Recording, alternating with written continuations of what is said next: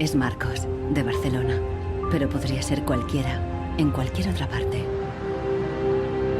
Se va a encontrar con algo que ocurre cada día en oficinas y hogares de todo el mundo.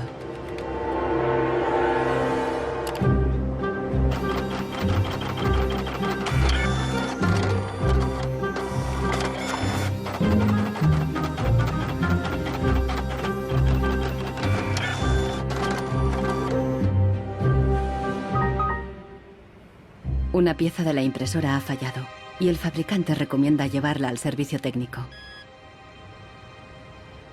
El meu tècnic fa un diagnòstic previ, pero aquest diagnòstic ja són 15 euros més IVA. Seguramente será difícil encontrar las piezas para poder repararla.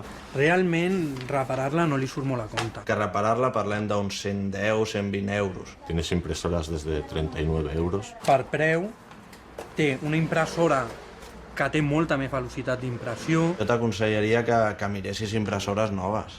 Així que, sens dubte, jo em compraria una nova, Ensenyo. No es casualidad que los tres vendedores sugieran comprar una nueva impresora. Si acepta, Marcos será una víctima más de la obsolescencia programada, el motor secreto de nuestra sociedad de consumo. Our role in life seems to be just to consume things with credit, to borrow money to buy things we don't need.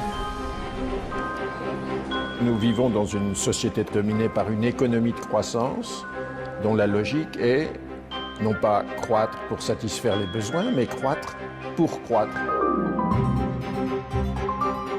Dans une société de croissance, quand il n'y a pas de croissance, c'est catastrophique. So if the consumer does not purchase, the economy is not going to grow.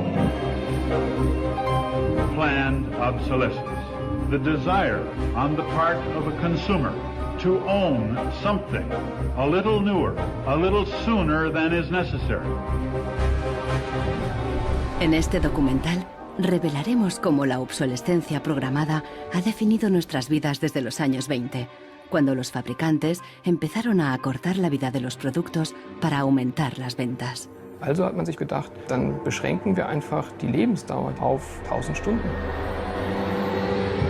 Descubriremos que diseñadores e ingenieros se vieron forzados a adoptar nuevos valores y objetivos.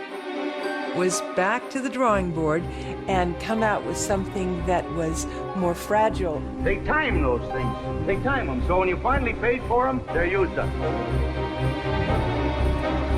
Conoceremos una nueva generación de consumidores que está llevando la contraria a los fabricantes. I do think that Apple's development of the iPod was intended to be one of planned obsolescence. ¿Es viable una economía sin obsolescencia programada y sin su impacto sobre el medio ambiente? Posterity will never forgive us. Posterity will suddenly find out about the throwaway lifestyles of people in the advanced countries.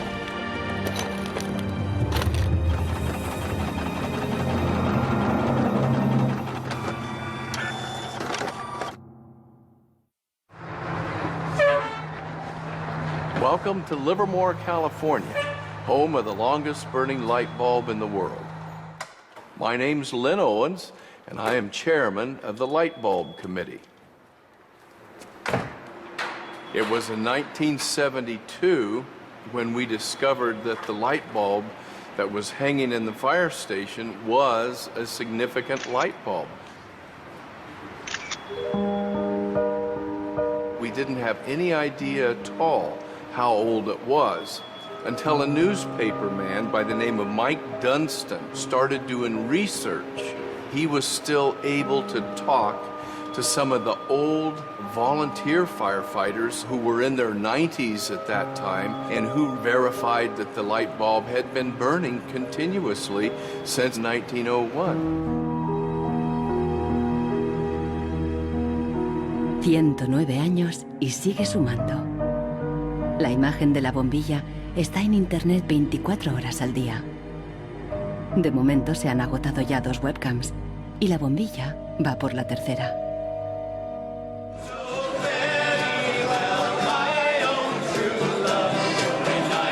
En 2001, cuando la bombilla cumplió un siglo, Livermore organizó una gran fiesta de cumpleaños al estilo americano. I think we were hoping if we would get 200 people, we'd be happy, and we ended up with 800 or 900 people showing up.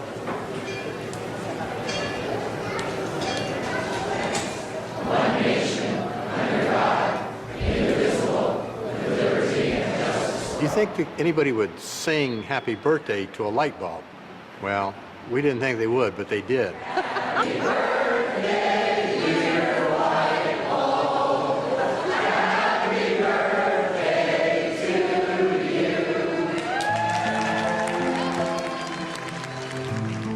you. The origin of the bulb was, it was produced in a town called Shelby, Ohio, back around 1895 and put together by some very interesting ladies that I have some pictures of and some gentlemen that invested in the company.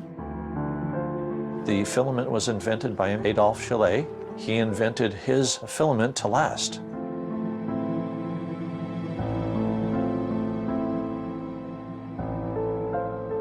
Why does his filament last? I don't know.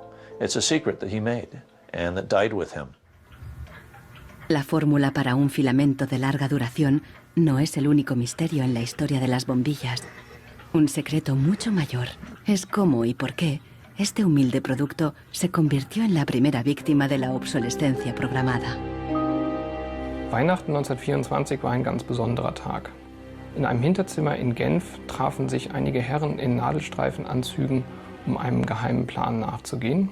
Sie gründeten das erste weltweite Kartell, das sich zum Ziel setzte, die Glühbirnenproduktion der gesamten Länder zu kontrollieren und den Kuchen namens Weltmarkt unter sich aufzuteilen. Dieses Kartell hat den Namen Phoebus. Phoebus incluía a los principales fabricantes de bombillas de Europa y de Estados Unidos, e incluso de lejanas colonias en Asia y África. Das Ziel ist gewesen, Patente auszutauschen, die Produktion zu kontrollieren und vor allem aber den Verbraucher zu kontrollieren. Es ist umso besser für diese Firmen, wenn der Verbraucher regelmäßig Glühlampen kauft, und wenn die Glühlampen lange brennen, ist das ein ökonomischer Nachteil. En un principio, la meta de los fabricantes era una larga vida para sus bombillas. On October 21st, 1871, numerous experiments resulted in the production of a small unique lamp of comparatively enormous resistance. The filament being under conditions of great stability after the... En 1881, Edison puso a la venta su primera bombilla. Duraba 1500 horas. En 1924, cuando se fundó el cártel Phoebus, se anunciaban con orgullo 2500 horas de vida útil y los fabricantes destacaban la longevidad de sus bombillas. Also hat man sich bei Phoebus gedacht, dann beschränken wir einfach die Lebensdauer dieser einzelnen Glühbirnen auf 1000 Stunden.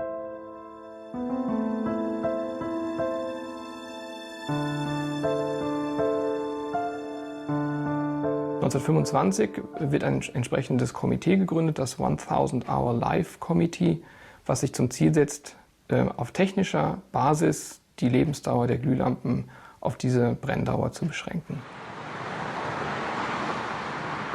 Más de 80 años después, Helmut Höge, un historiador de Berlín, encuentra pruebas de las actividades del comité ocultas entre los documentos internos de los miembros del cártel. Empresas como Philips en Holanda, Osram en Alemania y Lámparas Z en España. Hier haben wir ein Kartelldokument, da steht, The average life of lamps for general lighting service must not be guaranteed, published or offered for another value than 1,000 hours. Presionados por el cártel, los fabricantes realizaron experimentos para crear una bombilla más frágil que cumpliera con la nueva norma de las 1000 horas.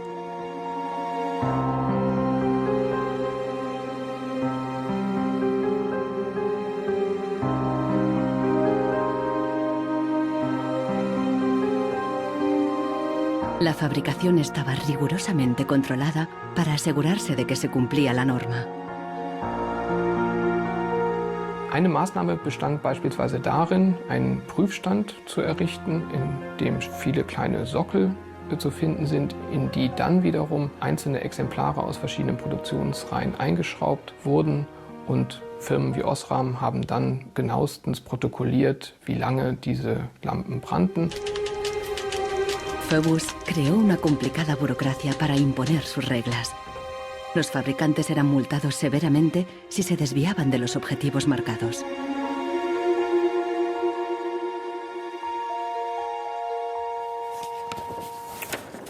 Hier haben wir eine Straftabelle aus dem Jahr 1929, die genau zeigt, wie viel Schweizer Franken Strafe für 1000 verkaufte Glühbirnen die Mitglieder des Kartells zahlen müssen, wenn die Lampen länger halten als zum Beispiel 1500 Stunden.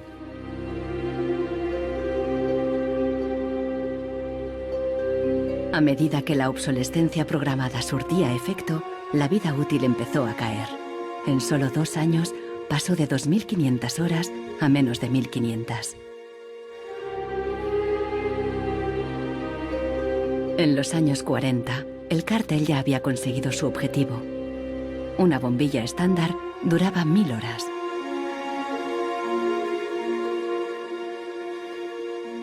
Young lady, you should be more careful. En esta película educativa, General Electric justificaba por qué esta duración era la ideal. Just look at that filament. How long a light bulb lasts depends largely on how hot the filament is burned.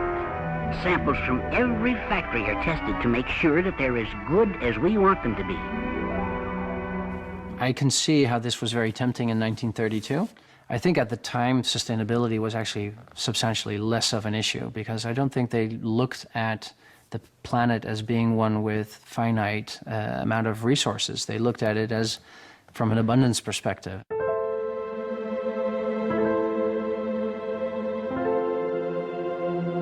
En 1942, el cártel salió a la luz. El gobierno americano demandó a General Electric y a otros fabricantes.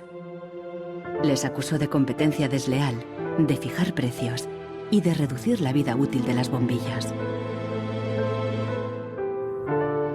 Tras 11 años de litigio, el tribunal dictó sentencia en 1953. Entre otras cosas, los jueces prohibieron a General Electric y a sus socios limitar la vida útil de las bombillas.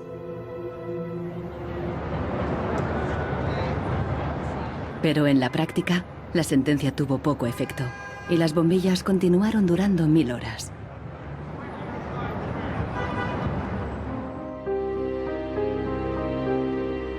En las décadas siguientes, se patentaron docenas de nuevas bombillas, incluso una que duraba 100.000 horas. Pero ninguna llegó a comercializarse. Offiziell hat es ja Phoebus eigentlich nie gegeben, wenn auch diese Spuren der Öffentlichkeit nie ganz verborgen gewesen sind. Die Strategie dahinter ist, sich in bestimmten Zeitabständen immer wieder umzubenennen. Dann heißt es mal internationales Elektrizitätskartell, dann mal wieder irgendein anderer Name. Entscheidend ist, dass diese Idee als Institution natürlich weiter besteht. Ironically, the light bulb has always been a symbol for ideas and innovation, and yet it's one of the early and best examples of planned obsolescence. Nichols Fox vive en un lugar perdido en las montañas de Virginia.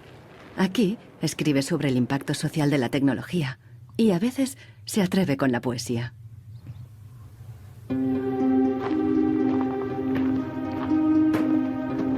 When in the dark the Bogles are about, behind the bushes hiding at the ready. Before you faint with fright or give a shout, you want illumination ever steady. Well, flashlights are very important for me, especially if you live out in the country where there are no street lights. I started having enormous problems with them, and yet I would get a new bulb, I would get new batteries, and these flashlights just wouldn't work. Nichols Fox es víctima de la obsolescencia programada, aún estando lejos de la moderna vida urbana. Here's a General Electric memo from the 30s. 2 or 3 years ago, we proposed a reduction in the life of flashlight lamps from the old basis on which one lamp was supposed to outlast 3 batteries to a point where the life of the lamp and the life of the battery would be approximately equal. Flashlights are not toys. Flashlights are safety devices. It's just infuriating, really, to think that first of all, they would do this so quietly, and second of all, they would do it at all. I believe it's the duty of everyone to complain about products that don't work. So I decided to write sonnets of complaint. A sonnet of complaint, I prefer the Italianate form of sonnet, which Shakespeare used. Instead, this box is filled with a collection of flashlights dead and way beyond repair. Scarcely used and coddled to perfection, their quick demise I cannot think is fair. So can it really be too much to ask that Ever-Ready's lights be made to last?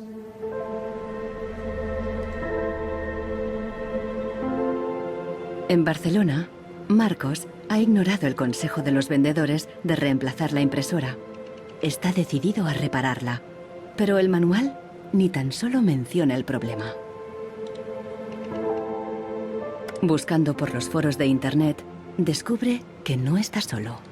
Doncs hi ha molta gent als fòrums que té els mateixos problemes que jo, que té problemes a la impressora, no l'imprimeix, es bloqueja i no poden fer res. Pasa en varias marcas de impresoras. Ninguno de los cientos de mensajes ofrece una solución. Marcos está buscando una aguja en un pajar.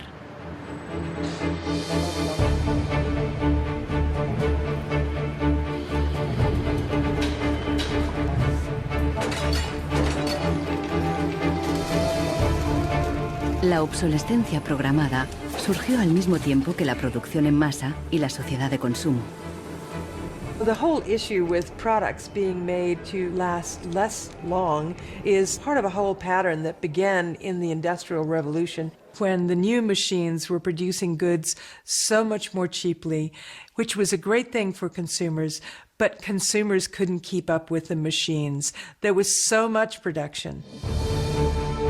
Con la producción en masa bajaron los precios y muchos productos fueron más asequibles. Pero los fabricantes estaban preocupados. ¿Cuánto duraría esta bonanza? ¿Qué pasaría cuando todo el mundo lo tuviera todo? Ya en 1928, una influente revista de publicidad advertía: un artículo que no se desgasta es una tragedia para los negocios.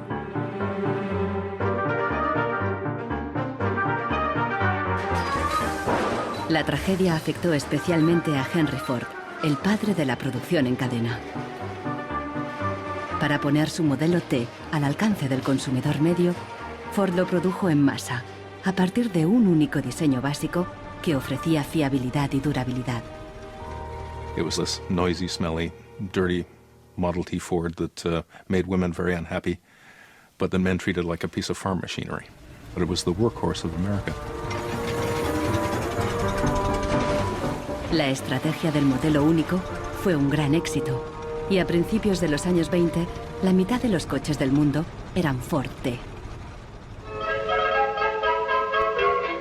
Para superar a Ford, sus competidores de General Motors apostaron por una estrategia diferente, ideada por su presidente Alfred Sloan. En lugar de hacer el nuevo Chevrolet tan fiable y duradero como el modelo T, Sloan le dio un giro radical y fundamentalmente estético. Sloan put a new dress on it and gave a new lipstick and put it out on the market for slightly less than what the Ford Model T sold for. And because it was a prettier design than the Model T, it sold like hotcakes. So he realized that he didn't have to beat Ford at his engineering game. He could beat Ford at the design game. Sloan introdujo el concepto del modelo anual, con una sucesión de diferentes tamaños, formas y colores.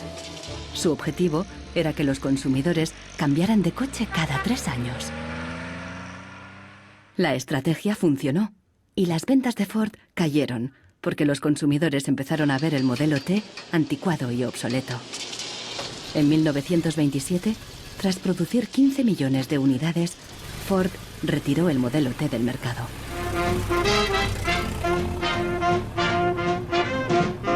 A partir de entonces, adoptó la misma estrategia que General Motors, con nuevos modelos cada año. La industria del automóvil creció como la espuma y aceleró la economía.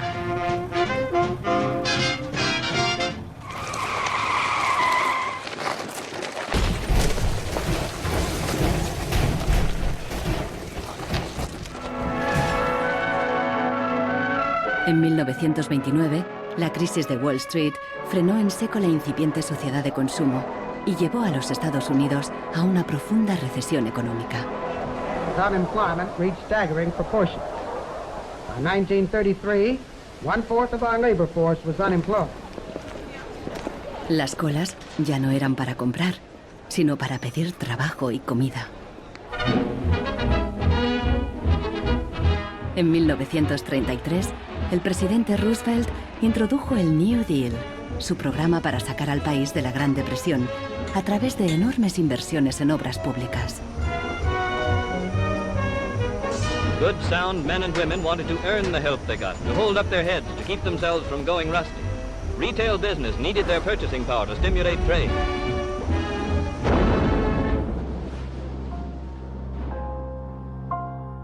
Pero no todo el mundo confiaba en el New Deal.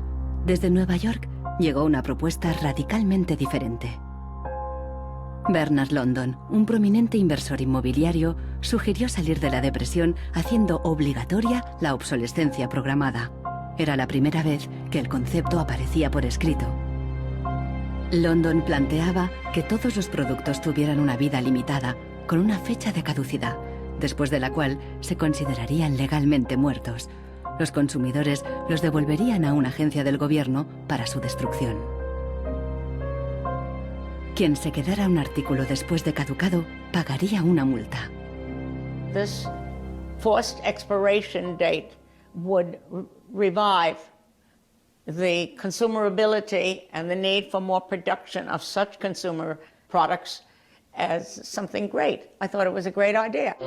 Bernard London creía que con la obsolescencia programada obligatoria, las fábricas seguirían produciendo, la gente continuaría consumiendo y habría trabajo para todos. He was trying to achieve a balance between capital and labor where there would always be a market for new goods. So there would always be a need for labor and there would always be a reward for capital. Giles Slade está en Nueva York para saber más sobre la persona que hay detrás de la idea. London era judío y llegó a Estados Unidos desde Europa del Este a principios del siglo XX. Entró en el negocio inmobiliario y ganó millones con numerosos proyectos de construcción por todo Nueva York. He was a man who was inclined to make money. He was a capitalist, but he was also a man who was a philanthropist. He looked out for the good of his fellow man. Participó en muchos proyectos de beneficencia, especialmente en escuelas para niños judíos pobres. No queda claro si con la obsolescencia Bernard London pretendía maximizar los beneficios o bien ayudar a los parados. Giles Slade se pregunta sobre sus motivaciones personales y ha localizado a alguien que le conoció. I have a picture of Bernard London and You do? Well, I think so, and I wonder Oh, if I don't believe it. you'll be able to recognize him. He's there. Oh, don't tell me which one he Okay, is. And okay. let's see. Ah, isn't that interesting? Yes. Definitely intellectual looking. And you met Bernard London in 1933. When I was about 16, 17, my dad and mother had this big Cadillac car, which was the size of a Zeppelin. Mother was driving like a chauffeur. Dad was in the front, and Mr. and Mrs. London were in the back of the big limousine. Dad said that Mr. London should explain his philosophy to me. He's a very interesting man. And he just told me in a few words that that was his idea to reduce the Depression. We were in an economic mess, worse than today even. He was obsessed with this idea. Like an artist is utterly obsessed with his paintings, you know.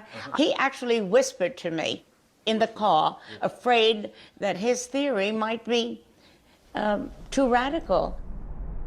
De hecho, la idea de Bernard London pasó inadvertida y la obsolescencia obligatoria nunca se puso en práctica.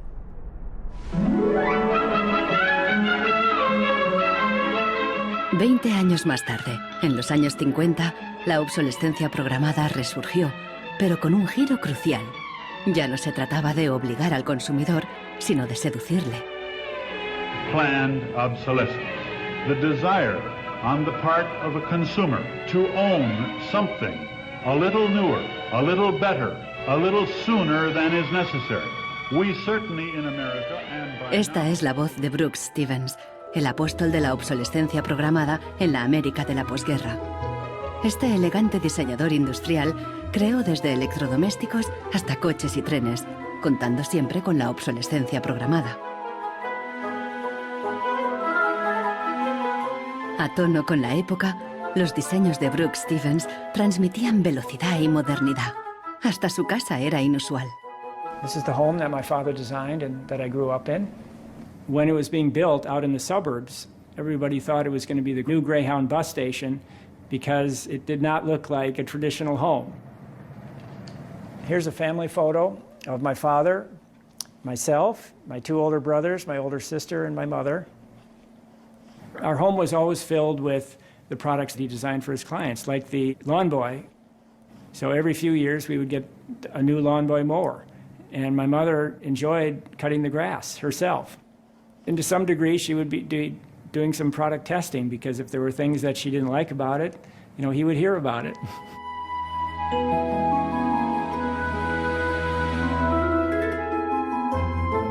One of the most important things that my father felt always in designing a product is that it made a statement. He detested products that were bland and really did not, you know, create any desire within the consumer to inspire the purchase.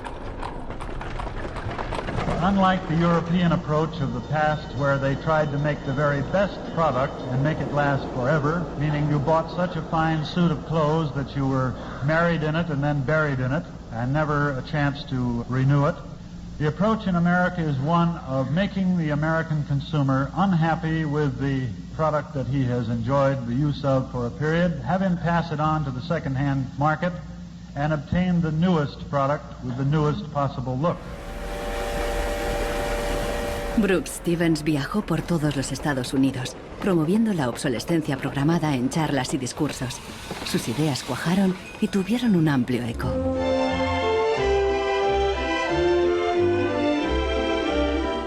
Women and men alike are increasingly interested in the look of things. They eagerly give their attention to what's new and beautiful and advanced. Oldsmobile's elegant golden rocket. Sports outfit by Pat Primo of Los Angeles.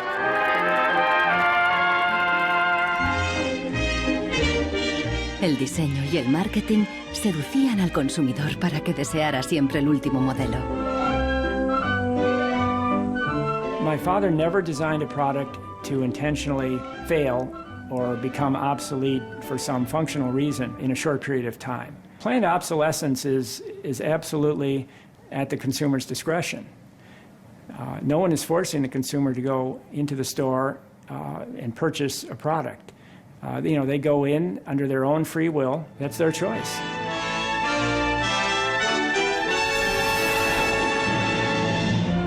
Libertad y felicidad a través del consumo ilimitado. El estilo de vida americano de los años 50 sentó las bases de la sociedad de consumo actual.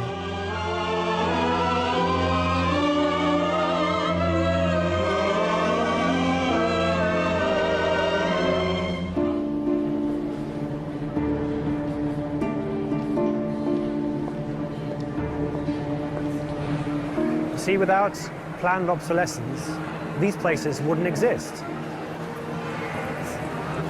There wouldn't be any products, there wouldn't be any industry, there wouldn't be any designers, architects, there wouldn't be any salespeople, cleaners, there wouldn't be any security guards. All the jobs would go. La obsolescencia programada está en la raíz del considerable crecimiento económico que el mundo occidental ha vivido a partir de los años 50.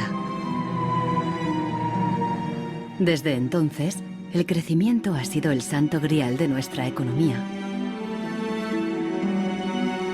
Nous vivons dans une société de croissance dont la logique est non pas croître pour satisfaire les besoins, mais croître pour croître, croître à l'infini, faire croître sans limite la production et pour justifier cette croissance de la production, faire croître sans limite la consommation.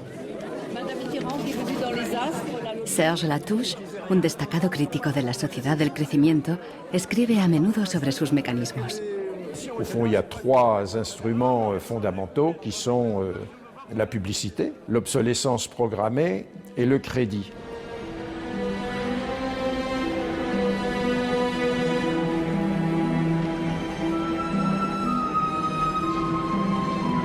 In the last generation or so, our role in life seems to be just to consume things with credit, to borrow money to buy things we don't need. That makes no real sense to me at all. Los críticos de la sociedad del crecimiento alertan de que no es sostenible a largo plazo, porque se basa en una contradicción flagrante. Celui qui croit qu'une croissance infinie est compatible avec une planète finie est soit un fou, soit un économiste. Le drame, c'est qu'au fond, nous sommes tous des économistes maintenant. Why is it that a new product is created every 3 minutes somewhere in the world? Is this necessary? I think a lot of people have realized that things need to change when they're being told by politicians to go shopping or to start consuming as the best way to restart the economy. On peut dire qu'avec la société de croissance, on est embarqué dans un bolide qui désormais manifestement n'a plus de pilote, qui va à toute allure et dont on peut prévoir le destin qui est soit de se fracasser contre un mur, soit de sombrer dans un précipice.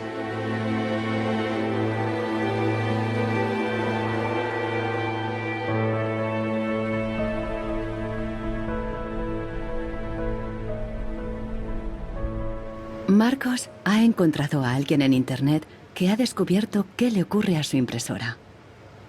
I tried to print a document and it said parts inside your printer require replacement, so I decided to do a little servicing of my own. Hello, Marcos. I got your message. Marcos ha contactado con el autor del video. How are you? I looked into it, and it turns out that there's a thing in the bottom of the printer called a waste ink reservoir. And the way inkjet printers work is they constantly have to clean the print heads, and they do that by squirting ink through them down a hole in the bottom of the printer into this great big sponge. There's just a preset time when it's squirted a certain number of drops down there, that then the printer decides it's full of ink and won't function anymore. Mm-hmm. The justification is they don't want to put ink all over your desk. But I think the problem goes deeper than that. It's the way the technology works. It's just designed to fail.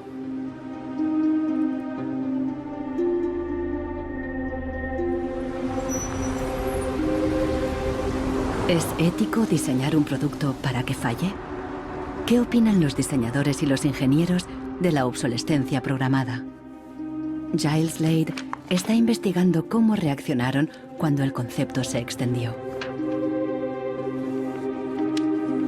In the 1950s, there's a debate among engineers about whether or not they should be deliberately death dating products. And most of the debate is framed in a magazine called Design News.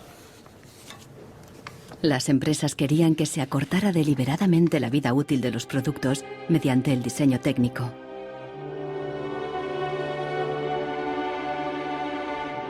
A lot of engineers felt that it was really a dirty strategy to make people pay for products that they deliberately broke. Las cartas al director de Design News reflejan la intensidad del debate. A nation such as ours, leader among nations, turns its engineers into destroyers. It is even a crime against the natural law of God, and that we will waste that which He has given us So engineers were in a really complicated ethical time. This confrontation with planned obsolescence provoked them to examine their most basic ethical concepts.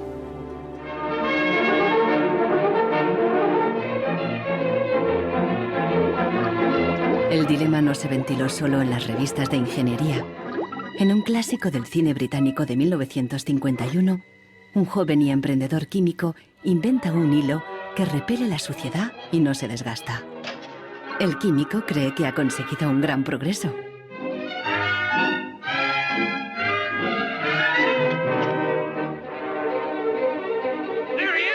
Pero no a todo el mundo le gusta el invento, y al poco le persiguen no tan solo los dueños de la fábrica, sino también los obreros, que temen por sus empleos.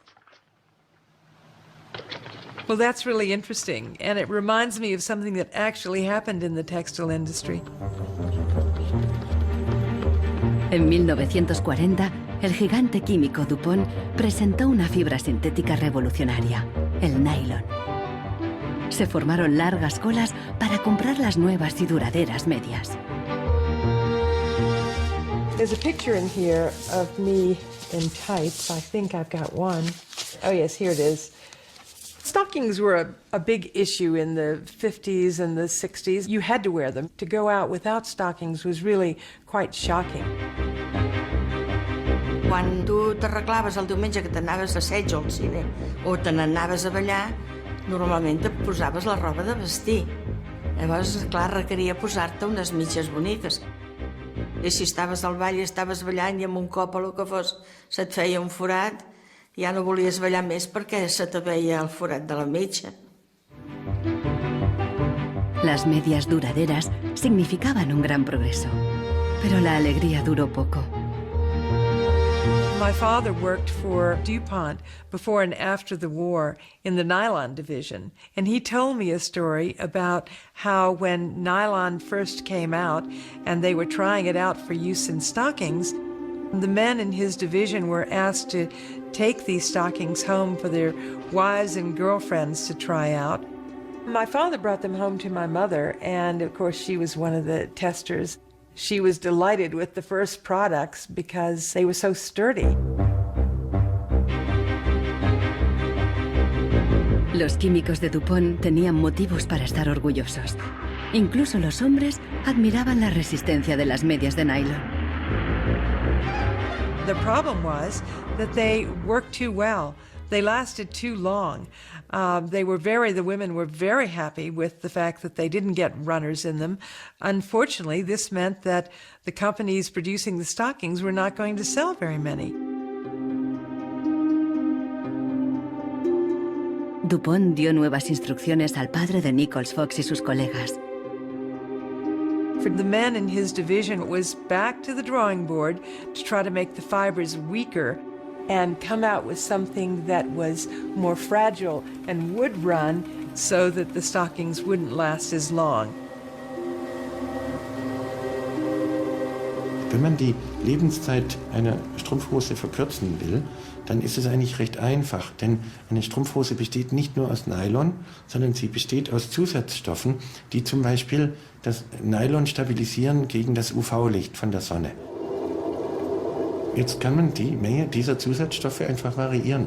Wenn man dafür wenig Zusatzstoffe oder gar keine reingibt, dann werden diese Strumpfhosen von der Sonne zerstört und dann reißen sie wesentlich leichter. Das heißt, man kann sozusagen den Zerfall, die Zerstörung einplanen. Pronto, las medias volvieron a tener carreras. Això va ser una cosa molt escalonada, no va ser allò una cosa de dir, pam, ara venen de cop bones i ara de cop dolentes, entens? Va ser una cosa esgraonada cada vegada, doncs la mitja o era potser més fina, menos resistent. Los mismos químicos que habían aplicado todo su saber para crear un nylon duradero siguieron la corriente de la época y lo hicieron más frágil. Ese hilo eterno desapareció de las fábricas, igual que en el cine. We need control of this discovery. Complete control. If you want twice the amount in that contract, we will pay it. $250,000. To suppress it. Yes. ¿Qué opinaban los químicos de DuPont de reducir la vida de un producto deliberadamente? Must have been frustrating for the engineers to have to use their skills to make an inferior product after they'd tried so hard to make a good product. But in a way, I suppose that's the outsider's view. Probably they just had a job to do. Make it strong, make it weak. That was their job. Among engineers, there was a shift taking place in consciousness. There was an old school of engineers who believed that they should make a permanent, usable product that would never break. And there was a new school of engineers that were driven by the market, who were clearly interested in making the most disposable product that they could. And this debate resolved itself by these new school of engineers taking over. So how often do you change your mobiles? 18 months. Once a year. Once a year. Once a year. Hoy en día, la obsolescencia programada se enseña en las escuelas de diseño y de ingeniería. Boris Knuth da clases sobre el ciclo de vida del producto, el eufemismo moderno de la obsolescencia programada. I went shopping for you. Got a couple of things. A pan, salt, shirt, another shirt. La ética ya no cuenta en un mundo empresarial dominado por un único objetivo: compras frecuentes y repetidas. And this is an old toaster. What I do, I pass these round, and you tell me what you think, how long it takes for them to fail, what the service life will be. Okay. Designers have to understand what company they work for. The company decides on a business model, how often do we want to renew our products, our offers. So this brief is given to designers, and designers have to understand and design the product in a certain way so it fits exactly the business strategy of the client they work for.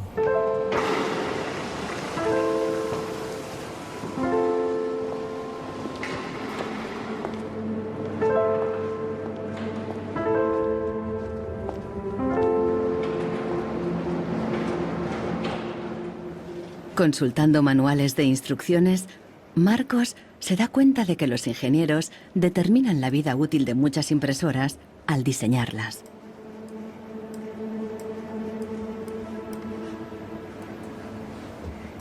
Lo consiguen colocando un chip dentro de la impresora.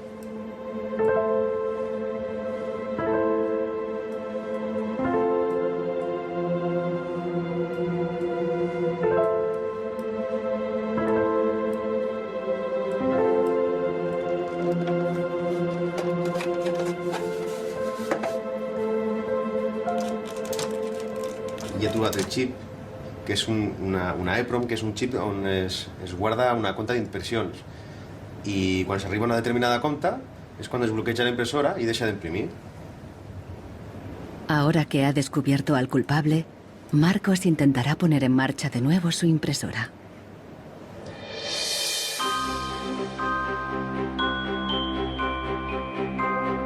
A finales de los años 50, los consumidores empezaron a cuestionar la obsolescencia programada y los trucos de los fabricantes.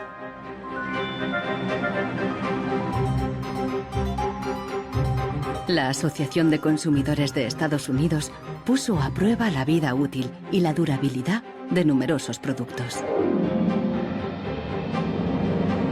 La asociación publicó los resultados en su revista, de creciente tirada e influencia.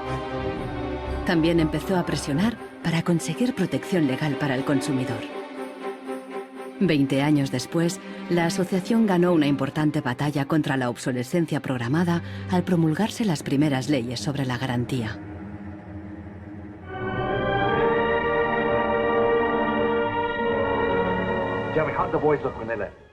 La cultura popular también empezó a hacerse eco de la obsolescencia programada.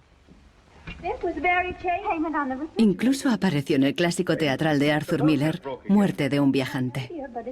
Once in my life, I'd like to own something outright before it's broken. I'm always in a race with the junkyard. Just finished paying for the car and it's on its last legs. The refrigerator consumes belts like a crazy maniac. They time those things. They time them, so when you finally paid for them, they're used up. The Waste Makers, publicado en 1960, fue el primer análisis académico de la obsolescencia programada. Su autor, Vance Packard, era famoso por un libro sobre el poder de la publicidad. Su nueva obra se convirtió en un bestseller. Good evening, Mrs. Packard. Packard aprovechó cualquier oportunidad para criticar una sociedad basada en el consumismo y el despilfarro. I have a feeling that we're in for some grim days ahead. I think the over-commercialization of American life is starting to change our American character in some ways that disturb me. I think we're becoming more self-indulgent as a people. And I think to some extent we're being encouraged to be more self-indulgent. Well, that's kind of a grim prophecy. Well, I wish I could be more cheerful. Los críticos de la sociedad de consumo vieron sus fallos, pero no se propusieron una alternativa radical, porque en aquella época ya existía una, al otro lado del telón de acero. A finales de los 50, en plena Guerra Fría, aún parecía posible la victoria del comunismo sobre el capitalismo como sistema político y económico.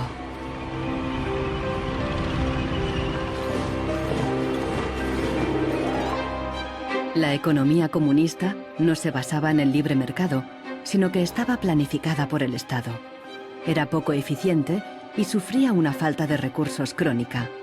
En ese sistema, la obsolescencia programada no tenía ningún sentido. En la antigua Alemania del Este, la economía comunista más eficiente, las normas estipulaban que las neveras y las lavadoras debían funcionar durante 25 años. Hier, dieser DDR-Kühlschrank, den habe ich 1985 gekauft. Der ist also mindestens 24 Jahre alt. Und die Glühbirne ist ebenso alt, habe ich noch nie ausgewechselt. Die ist also auch schon fast 25 Jahre alt. En 1981, una fábrica de Berlín Este empezó a producir una bombilla de larga duración. Da oben war die zentrale Prüfstelle für die Lebensdauer von Glühbirnen.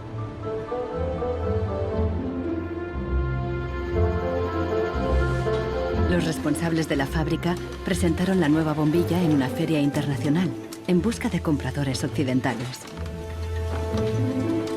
Als die ostdeutschen Glühlampenhersteller 1981 diese Langlebensdauerglühlampen auf der Hannoveraner Messe präsentierten, meinten ihre Westkollegen von Osram, ihr wollt euch wohl alle arbeitslos machen. Woraufhin die NAVA-Leute, Ingenieure, antworteten, nein, im Gegenteil, indem wir Ressourcen schonen und den Wolfram nicht verpulvern, behalten wir gerade unsere Arbeitsplätze. Los occidentales rechazaron la bombilla. En 1989 cayó el muro de Berlín. La fábrica cerró y la bombilla de larga duración dejó de producirse. Ahora solo se puede ver en exposiciones y museos.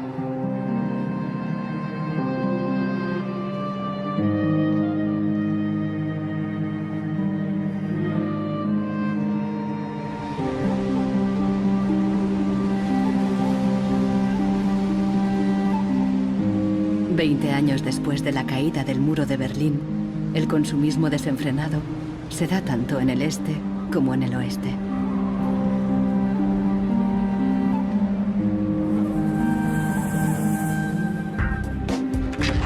Con una diferencia. En la era de Internet, los consumidores están dispuestos a luchar contra la obsolescencia programada. So this is the studio. This is where we make all of our movies. We take snapshots of everyone that comes in. We use Polaroid film, which they stopped making. So it's like, this film's like a dinosaur, it's extinct. We're big VHS fans here, and what we do is we dub all movies from DVD to VHS, and then we catalog them. Para los hermanos Neistat, artistas y cineastas de Nueva York, ningún objeto es obsoleto. Siempre pueden encontrarle un lugar en la pared o en su próxima película. The first movie we made that really broke through was a movie about the iPod. And I was completely broke, and I had gotten this iPod, it's like $500, $400, And about 8 months later, 12 months later maybe, the battery died in it. And I called Apple to ask them to replace the battery. And their policy at the time was to tell their customers to buy a new iPod. You might as well go get a new one. Apple doesn't offer? No. Apple doesn't offer a new battery for the iPod? No. It wasn't that the battery died that was annoying, because in my Nokia cell phone, the battery dies, you buy a new battery. Even in my Apple laptop, when the battery would die, you replace the battery. But in the iPod, this expensive piece of hardware, when the battery died, you had to replace the entire unit. So it was my brother's idea to make a movie about just that. We went around with a stencil spray painting on every iPod advertisement we saw in town. iPod's unreplaceable battery lasts only 18 months.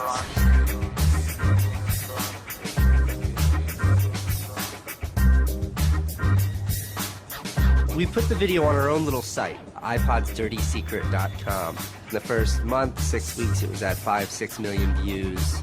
And the site went absolutely bananas. Una abogada de San Francisco, Elizabeth Pritzker, oyó hablar del vídeo y decidió demandar a Apple por el tema de la batería del iPod.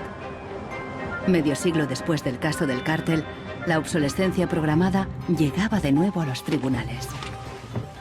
When we brought this litigation, this was 2 years after the iPod was introduced, Apple had sold about 3 million iPods nationwide in the United States. Buena parte de esos iPods tenían problemas con la batería y sus propietarios estaban dispuestos a ir a los tribunales. Igual que el vídeo de los hermanos Neistat, la idea de una demanda se extendió por Internet y captó la atención de miles de afectados. Uno de ellos era Andrew Westley. I'm a music-oriented person, and my iPod is an extension of my being. I bought it actually to hold my music while I traveled transcontinental, and I think on the first flight between San Francisco and New York, if I'm remembering it correctly, the battery had drained before we actually took off on the runway. We selected from amongst the consumers who had called us individuals who would serve as representatives in a class action. A class action is really a device that's fairly unique to the United States, where a small group of people stands in the shoes of a large group to bring one claim before a court. My role in that case was as class representative on behalf of thousands, maybe tens of thousands of people. The case came to be known as Westley versus Apple. When my friends and family learned that this was a major case, they thought I was, becoming a radical. Here I am going to sue, I was the next Erin Brockovich. En diciembre de 2003, Elizabeth Pritzker presentó la querella ante el Tribunal del Condado de San Mateo, a un tiro de piedra de la sede central de Apple. We asked Apple for a number of technical documents regarding the battery life in the iPod, and we received a lot of technical data about the battery design, about the testing of the battery, and learned through that discovery that the type of the lithium battery that was contained within this iPod was designed, by design, to really only have a short period of life. I do think that Apple's development of the iPod was intended to be one of planned obsolescence. El caso nunca llegó a juicio. Después de meses de tensión, las dos partes llegaron a un acuerdo. Apple creó un servicio de recambio de las baterías y prolongó la garantía a 2 años. Los querellantes recibieron una compensación. Andrew Westley aceptó un descuento de $50 para un nuevo producto Apple. They retained me as a customer. I bought an expensive laptop, and so I couldn't help but think that in the end, really, the benefit of my specific settlement really was Apple's benefit. One thing that really bothers me personally is that Apple really promotes itself as a young, hip, forward-thinking company, and for a company like that not to have a good environmental policy that allows consumers to return products for proper recycling and disposal is really counterintuitive and counter to their message.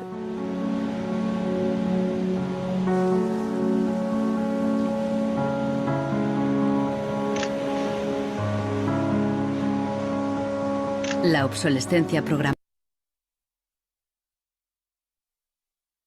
del tercer mundo, como Ghana, en África. It's been between 8 and 9 years now when I noticed that loads and loads of containers were coming to this country with electronic waste.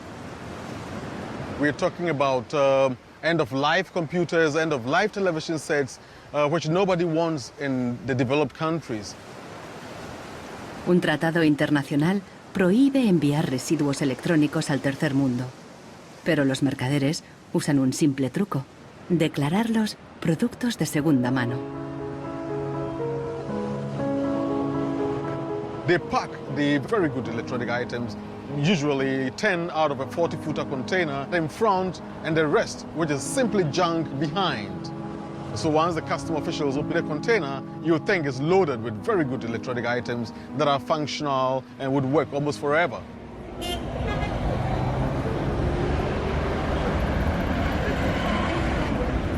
Los contenedores se descargan cerca del puerto donde comerciantes ganeses compran cualquier aparato que funcione o que se pueda reparar. De aquí los llevan a la capital, Accra. En Ghana, si algo se puede reparar, no se tira así como así. Andrew Obusu compra ordenadores de segunda mano de Europa y los repara. This machine is from Spain. I check this machine and then get to find out that the hard disk is not working. Then I change the hard disk, the one is working. And then this one to the fault was from the VGA. Yeah, I changed the VGA, it was working. If I find out where the fault is, it takes about 30 minutes, 20, 10. Obusu vende estos ordenadores a estudiantes, escuelas y pequeñas empresas. No entiende la mentalidad de usar y tirar de los países desarrollados. But here Africa, it's not easy. Before a fellow gets computer, it's not easy. So that person will just throw it away. Will service it.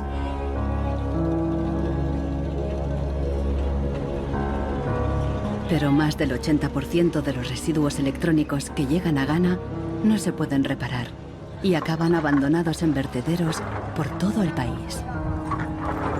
We are at the dump site here in Agbogloshi. In the past, we had this beautiful river called Odor River, that meandered its way through this area. It was teeming in the past. It had so much fish. So we actually attended a school not very far away from here. So we'd come play football and hang around the river. The fishermen would organize boat rides, I remember very well. But now it's all finished, it's all gone. And that makes me really, really sad. And it makes me angry. Hoy en día, aquí no hay niños jugando después de clase. En su lugar, jóvenes de familias pobres vienen a buscar chatarra. Queman la funda de plástico de los cables para obtener el metal que llevan dentro.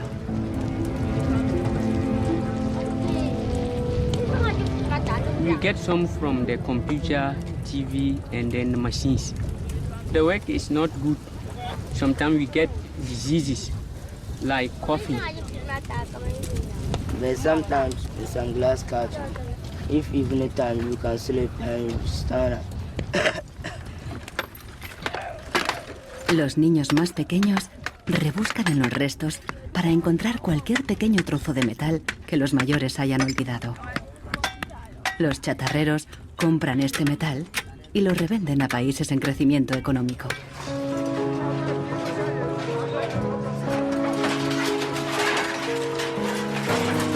Actualmente, sus clientes principales son Dubái y China.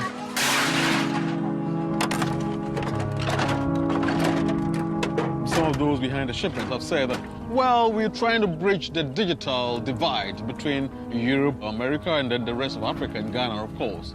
But the reality is that these computers that are sent here simply do not work. There's no point in receiving electronic waste when you cannot deal with it, more so when you did not produce it and your country is being used as the world's trash bin.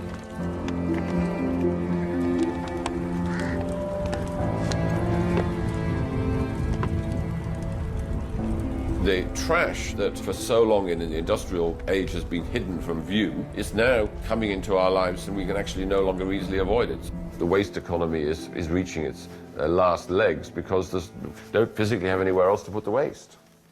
Planned obsolescence, what I understand of it, is it has been driven because there are economical incentives to do so.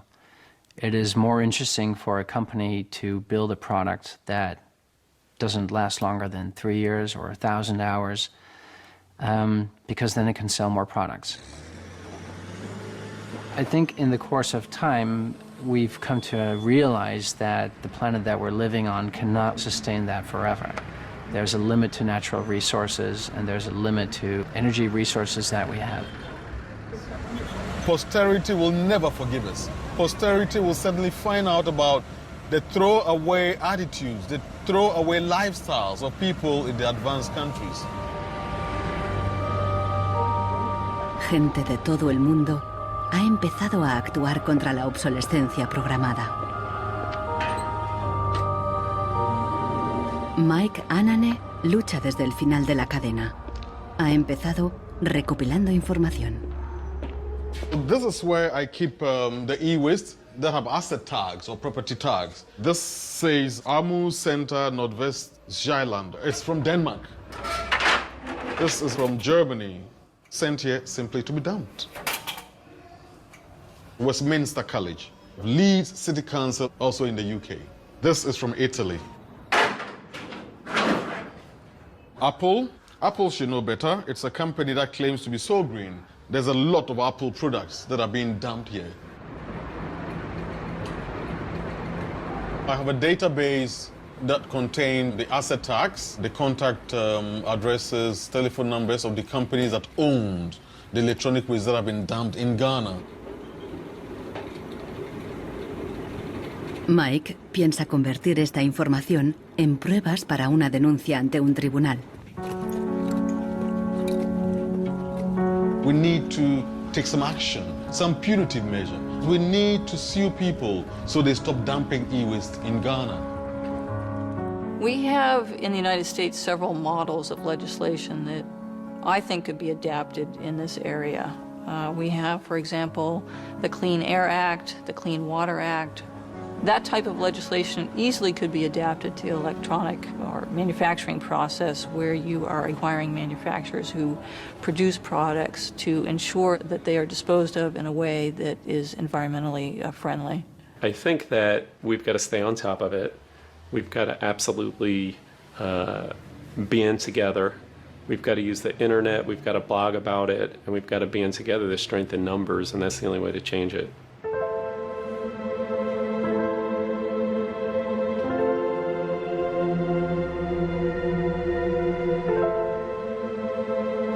La fuerza creciente de las redes sociales está ayudando a Marcos con el problema de su impresora. Ha encontrado la aguja en el pajar, en Rusia. Una web parece ofrecer un software gratuito para impresoras con un chip contador. El programador se ha tomado la molestia de explicar su motivación personal. Stops printing and says some cryptic message. What parts inside your printer require service maintenance. This happens due to a bad construction. This is their business model. Not a good one for user and environment. So I looked and found a way to make user-friendly software to allow active users reset an input counter. Marcos no sabe qué puede pasar, pero decide bajarse el software de todos modos. Desde un pequeño pueblo en Francia, John Zacara lucha contra la obsolescencia programada, ayudando a gente de todo el mundo a compartir ideas de negocio y de diseño. In all poorer countries, things are repaired automatically. The notion you throw a product away just because it breaks for some reason is completely unknowable and unthinkable, actually, to somebody in the south. In India, there's an actual word, jugaad, to describe this tradition of being able to fix things pretty much regardless of the complexity of it. We try to find people who are actively doing projects in the world rather than just talking about things or making abstract statements about how awful things are or what has to be changed.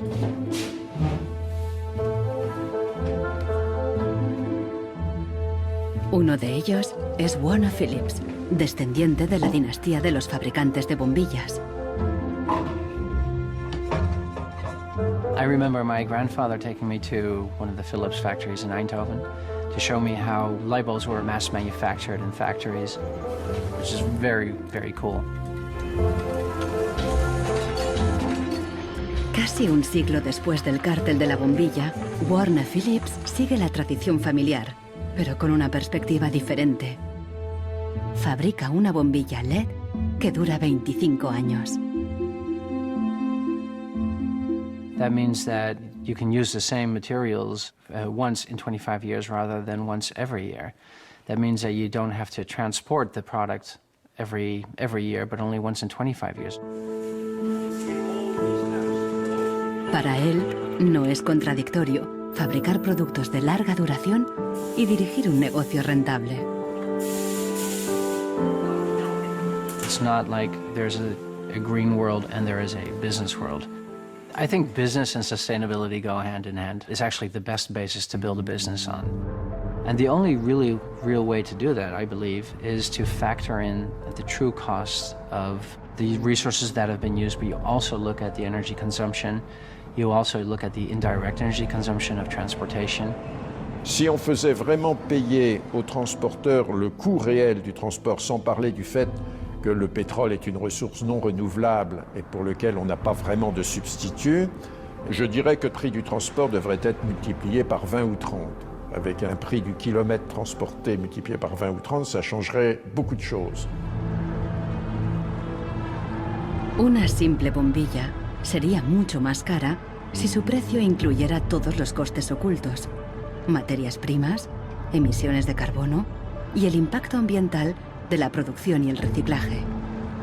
If you factor all of that into every product that you manufacture, then there will be huge incentives for manufacturers and entrepreneurs all over the planet to make products that last forever. También se puede luchar contra la obsolescencia programada replanteando la ingeniería y la producción de los productos. Un concepto nuevo, de la cuna a la cuna. Afirma que si las fábricas funcionaran como la naturaleza, la propia obsolescencia quedaría obsoleta. Wenn man über Umweltschutz redet, meint man bei uns immer sparen, verzichten, vermeiden, reduzieren, Nullabfall, weniger schädlich. Wenn man sich die Natur aber im Frühling anschaut, ein Kirschbaum, kein Sparen, kein Verzichten, kein Vermeiden. El ciclo natural produce en abundancia, pero las flores caídas y las hojas secas no son residuos, sino nutrientes para otros organismos. Die Natur kennt keine Abfälle, sondern sie kennt nur Nährstoffe. Braungart cree que la industria puede imitar el ciclo virtuoso de la naturaleza y lo demostró al rediseñar el proceso de producción de una fábrica textil suiza. Wenn man zum Beispiel einen Stoff hat, dazu ein Sofa damit bezieht oder einen Stuhl, dann sind die Zuschnitte, was man abschneidet, so giftig, dass es als Sondermüll entsorgt werden muss. Braungart descubrió que la fábrica usaba, por inercia, cientos de tintes y productos químicos altamente tóxicos.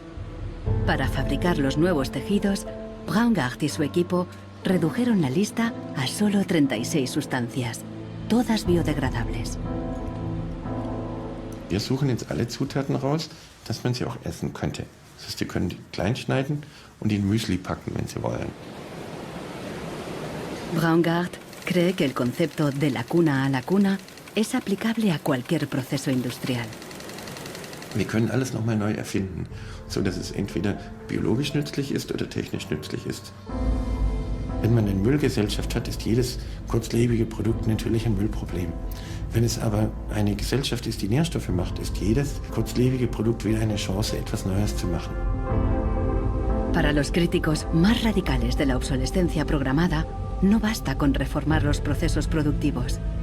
Quieren replantear nuestra economía y nuestros valores. C'est une vraie révolution. C'est d'abord une révolution culturelle, parce que c'est un changement de paradigme, c'est un changement de mentalité. Esta revolución se llama decrecimiento. Al igual que Brooks Stevens en los años 50, Serge Latouche viaja de charla en charla, pero él propone abandonar totalmente el crecimiento.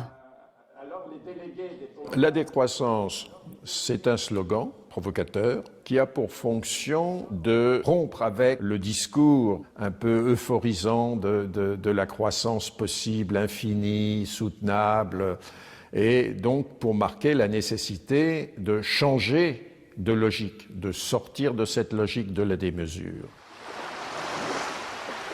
L'essentiel du programme, en quelque sorte de la décroissance, tient en un mot réduire. Réduire notre empreinte écologique, réduire nos gaspillages, notre surproduction, notre surconsommation. Réduisant la consommation, en réduisant la production, mais en libérant du temps libre, on peut développer d'autres formes de richesse qui ont l'avantage d'être, de ne pas s'épuiser quand on les consomme, comme l'amitié, le savoir.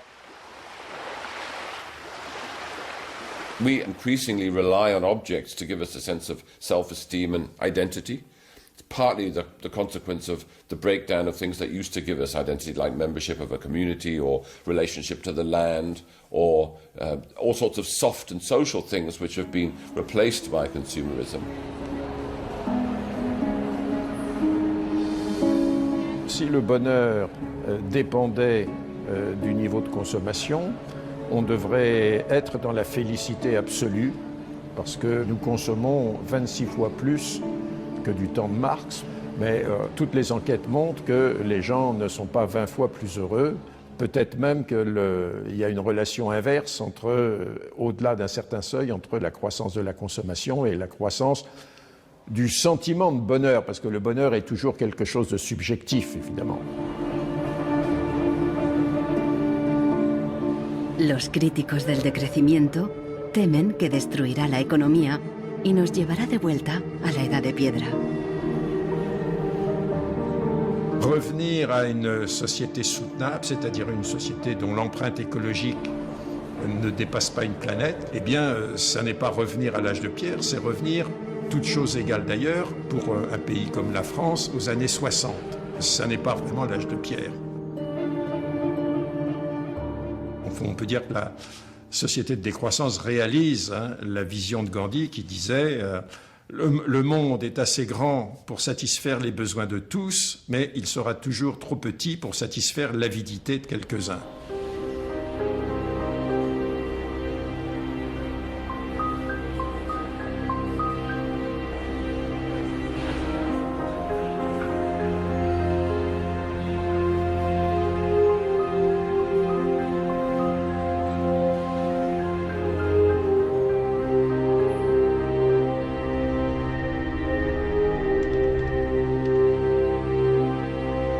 Marcos está instalando el freeware ruso en su ordenador.